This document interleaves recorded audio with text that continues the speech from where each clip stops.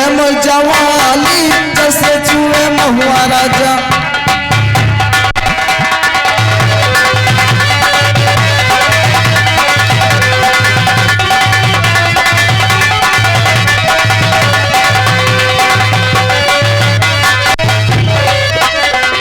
चुए मोर जवानी राजा चुए मोर जवानी।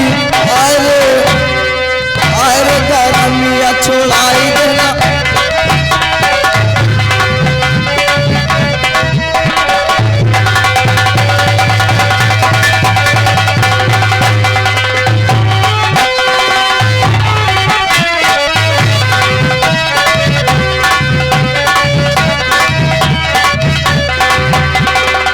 चैकी बयारिया मचौले बता पानी नचलस चाली चला वेला जमाई।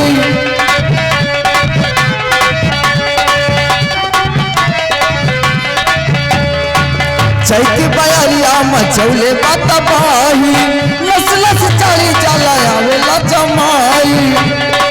कैसे जाके राजा दुखिया पल हमें बखाली।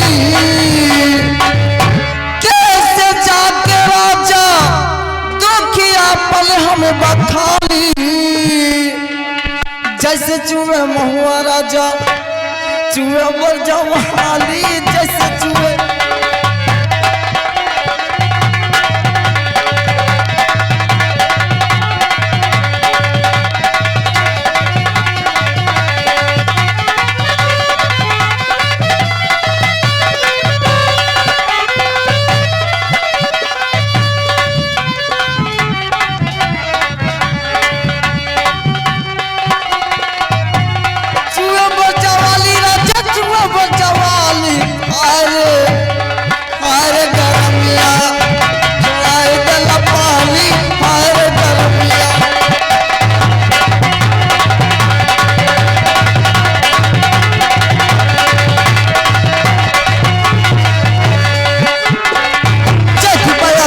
चौले बतबाही नस नस चाली चला वेला जमाई। चैत बयारिया मचौले बतबाही नस नस चाली चला वेला जमाई।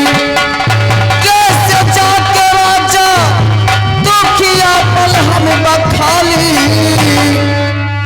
कैसे जाके राजा दुखिया पल हमें बखाली जैसे चुए महुआ राजा चुए मोर जवानी।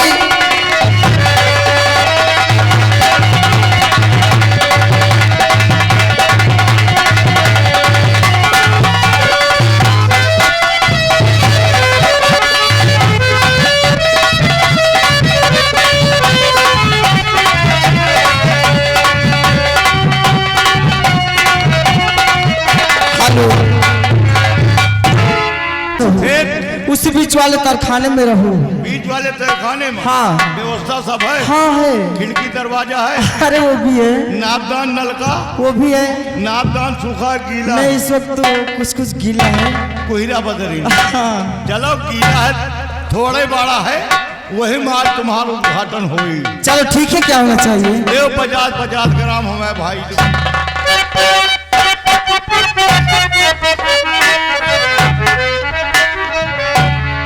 उस्ताद जी और सजिया सुत बदे सैर सियाय कैले।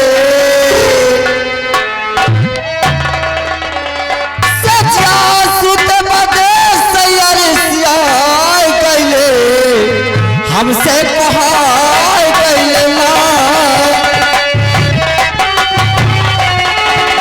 सियाय कैले हमसे